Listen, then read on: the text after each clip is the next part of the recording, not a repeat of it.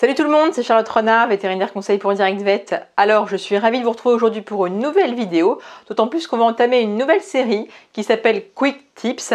Je vais vous donner des conseils rapides en fait pour votre vie de tous les jours avec vos chiens ou vos chats. Le premier conseil va concerner à la fois les chiens et les chats, puisqu'on va voir ensemble en fait comment peser son animal. Par exemple, si on n'a pas l'occasion d'aller à la clinique vétérinaire pour mettre son chien sur la grande balance plateau au sol, qui est bien pratique, soit parce qu'on habite trop loin, soit parce que le chien est malade en voiture, donc on évite de l'emmener trop souvent, soit parce qu'il aboie et se comporte pas très bien dans la salle d'attente, soit parce que vous avez un chat qui, pareil, aime pas trop être déplacé, etc.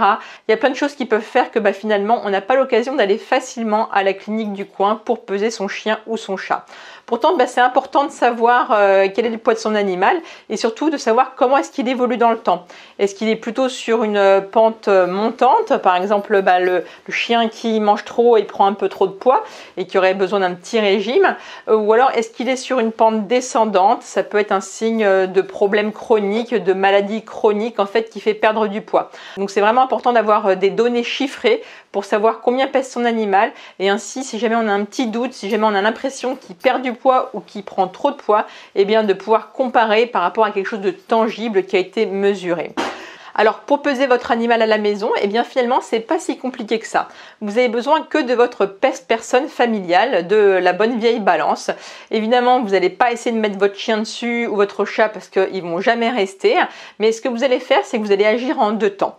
D'abord, vous allez prendre votre animal dans les bras, chien ou chat, et puis vous allez monter sur la balance et ainsi vous peser avec votre animal. Ainsi, vous allez obtenir le poids combiné de vous et de l'animal. Ensuite, vous allez lâcher l'animal, évidemment, vous ne le faites pas tomber trop haut. Et puis, vous allez remonter sur la balance, exactement comme vous étiez avant, habillé pareil, pour vous repeser dans les mêmes conditions. Du coup, vous allez obtenir un deuxième poids qui est le poids en fait à soustraire au poids global que vous aviez eu juste avant.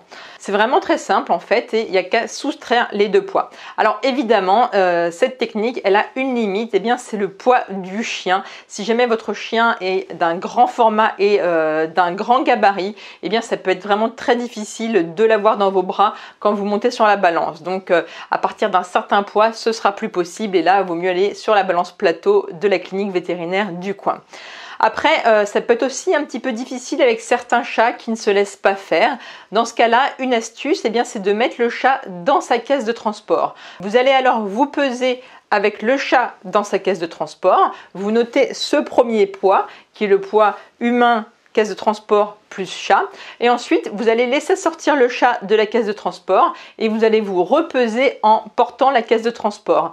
Du coup, vous aurez le poids humain plus caisse de transport et à ce moment-là, vous n'aurez plus qu'à soustraire en fait ce poids-là du poids que vous aviez obtenu juste précédemment.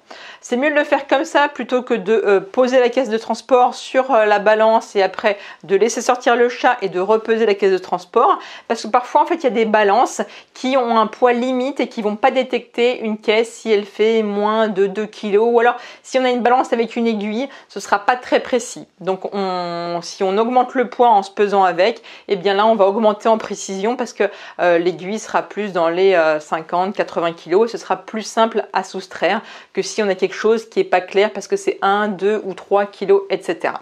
Voilà, donc je vais tout de suite vous faire la démonstration avec le chien Madoff. Allez Madoff, viens, qui roupille juste à côté.